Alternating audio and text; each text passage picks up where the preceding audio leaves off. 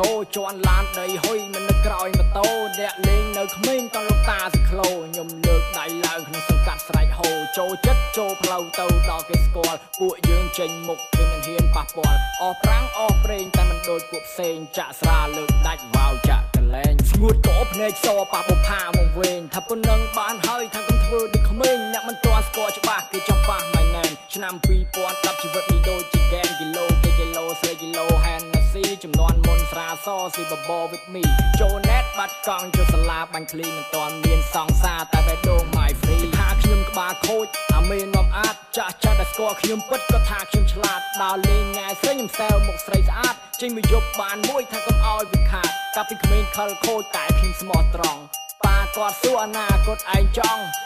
ប៉ាកង់ឬស្មាលីស៊ីម៉ងឬក៏ដើរតាមផ្លូវឬក៏ដើរកាន់ថងកុំរពឹសដៃពេកប្រយ័ត្នរបូតកុំដើរហាភ្លៀងទឹកខ្លួនជោគដៃស្អាតបំលេងដៃប្រយ័ត្នកើតមេរោគសារីចាស់ពួកខ្ញុំស្គាល់តែបាល់ឌីស្កូចម្រៀងអ្នកក្លាហានក្រោយចេញទៅលោកស្រាមិនទាន់អស់ទេសល់មកកកោកបើអស់សាច់ខ្លែមទុកឲ្យខ្ញុំហៅមកឡើងរំទាំងអស់គ្នាមិនសូហៅឃ្លាស្មុកពួកយើងជាអ្នកលេងខ្ញុំជាអ្នកលេងភ្លេងចេញពីក្លឹបយប់នេះខ្ញុំបំពេឲ្យគេដៃកេះក្នុងហៅប៉ៅកាន់បផាដៃឆ្វេងដុតឲ្យវាឆេះមុននឹងយើងក្រឡេកស្រាអុកលើតុគ្នាយើងជួបជុំតោះយើងទៅតអ្នក